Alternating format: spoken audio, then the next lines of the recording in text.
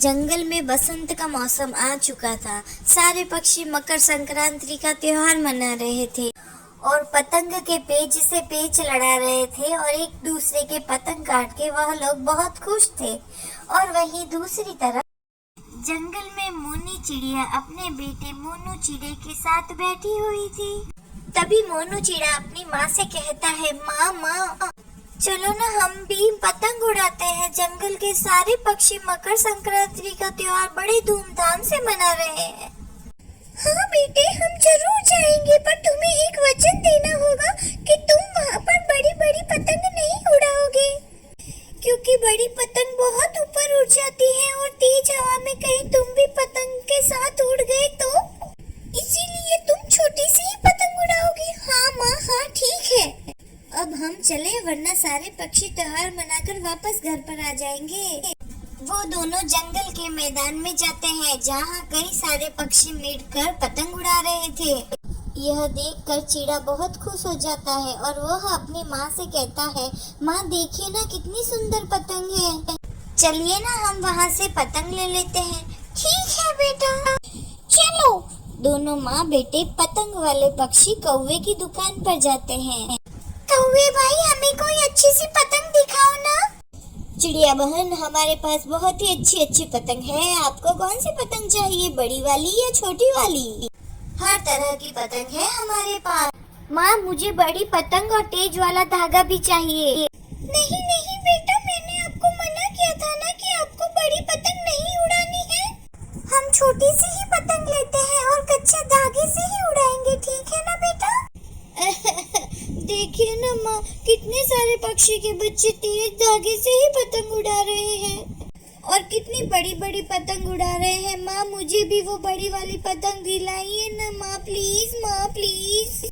मोनू चिड़ा बहुत जिद करता है, पर मोनी चिड़िया उसे हर बार मना ही करती है।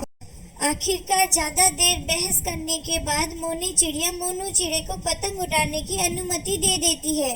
मोनी चिड़िया बड़ी पतंग लेती है और तेज धागा लेती है और मोनू चिड़ा तेज धागे से वो पतंग उड़ाने लगता है और वह आसमान में कई ऊंचाई तक पतंग को उड़ाता है। अरे बेटा, पतंग को इतने ऊंचे तक मत लेके जाओ, वरना तेज धागे से तुम्हारा हाथ कट जाएगा। अरे माँ, आप बिना इतनी चिंता क्यों कर रही हो? देखो अब पतंग आसमान में कितनी ऊंचाई पर उड़ रही है। अब आप देखना मैं कितने पक्षियों की पतंग काटता हूँ। तभी पास में एक जोजो कौवा पतंग उड़ा रहा था। अरे ये देखो चिड़िया का नन्हा सा बच्चा कैसे इतनी बड़ी पतंग उड़ा रहा है। अरे चिड़िया बहन, अपने पुत्र को जरा पकड़ के रखिएगा, अगर पतंग के साथ वो भी उड़ गया तो लेने के देने पड़ जाएंगे। कौवे भाई, आप अपनी पतंग की तरफ ध्यान दीजिए, मेरा बच्चा बहुत बहादुर है और देखना कैसे पलक झपकते ही वो आपकी पतंग काट देगा। अच्छा, तुम्हें तुम्हारे पुत्र पर इतना भरोसा है, तो चलो हो जाए मुकाबला।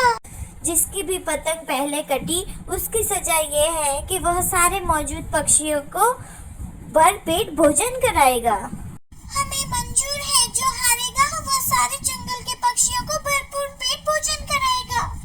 अरे माँ, आप ये क्या कह रही हो? आप ये चुनौती क्यों ले रही हो? हमें तो ठीक से पतंग उड़ाना भी नहीं आता। माँ, आपने ये चुनौती कैसे ले ली? बेटा, मुझे तुम पर पूरा विश्वास है, तुम जरूर जीतोगे। तुम मेरे बहादुर पुत्र हो, तुम मेरा सर ऐसे नीचे नहीं झुकने दोगे, मुझे पता है बेटा। जंगल के सारे पक्षियों को ये ऐलान सुना दिया जाता है कि जो पतंगबाजी में हारेगा वह सारे जंगल के पक्षियों को खाना खिलाएगा। मोनू अपनी पतंग को तेजी से उड़ाने लगता है और इधर जोजो कौवा अपनी तेज धार वाले धागे से पतंग को जोर जोर से उड़ाने लगता है। दोनों पतंगबाजी कर रहे थे। अरे मीनू बेटा, संभल कर देखना, तुम्हारा हाथ ना कट जाए। मोनू चिड़े और जोजो की पतंग की पेच हो जाती है।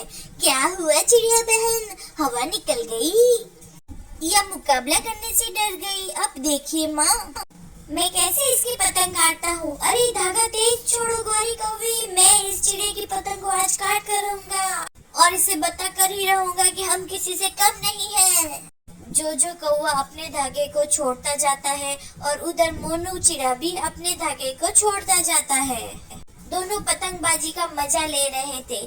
कभी मोनू चिड़े की पतंग तेज हो रही थी तो कभी कौवे की पतंग तेज हो रही थी। दोनों मजे से पतंग उड़ा रहे थे और इधर मोनू चिड़िया डर रही थी, पता नहीं मोनू की पतंग का क्या होगा, ये कौवा पता नहीं उसकी पतंग काट तो नहीं देगा, मेरी नाक तो नहीं कट जाएगी।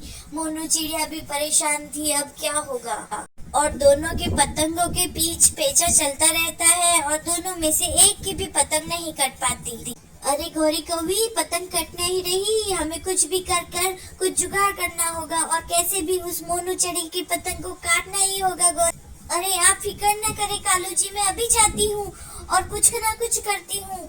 फिर गौरी कौवी जाती है और उस चिड़े की पतंग का धागा काट देती है। वह धीरे धीरे धागा काटने लगती है, कोई भी उसके सामने नहीं देख। और दूसरी तरफ जो की पतंग कट जाती है और गौरी कौवी भी उसका पतंग काट देती है, जिसकी वजह से उसकी पतंग हाथ से छूट जाती है। देखा, तुम हार गए और मेरा बेटा जीत गया। अब तुम्हें जंगल के सारे पक्षियों को भोजन करवाना होगा। पतंग तो तुम्हारी भी मेरे साथ कटी है, तो मैं कैसे हारा? नहीं, पहले पतंग तुम्हारी कटी है, तुम्हारी पत्नी ने ही चुपके से आकर हमारा धागा तोड़ा था, तब जाकर हमारी पतंग हमारे हाथ से छूट गई थी। अब सारे पक्षियों को भोजन करवाना ही होगा। गौरी कौवी वहाँ से भाग जाती है। हाँ जो तुमने चीटिंग की है, तुम्हारी पत्नी ने चालाकी से धागा तोड़ दिया था और धागा तोड़ने से पहले ही तुम्हारी पतंग कट चुकी थी, इसलिए तुम्हें जंगल के सारे पक्षियों को खाना खिलाना पड़ेगा। देखा माँ, मैंने पतंग काट दी, मैंने आपका सिर नहीं झुकने दिया। जोजो भाई, आप चिंता न करें, मैं भी आपके साथ सारे पक्षियों को मुफ्त में भोजन करवाऊंगी। ये त्योहार तो खुशियाँ बांटने का त्योहार है ना, इसीलिए हम दोनों मिलकर सारे पक्षियों को मुफ्त में भोजन करवाएंगे। फिर सब ने मिलकर मकर संक्रांति का त्योहार मनाया। फिर जो कौवे और मोनू चिड़िया ने मिलकर सारे पक्षियों को भर पेट खाना खिलाया। फिर सबने मजे से खाना खाया। त्योहार का असली मजा तो सबके साथ ही आता है। अगर आपको ये वीडियो अच्छा लगा तो हमारे वीडियो को लाइक करें और हमारे चैनल को सब्सक्राइब करना ना भूलें। धन्यवाद मेरे प्यारे मित्रों।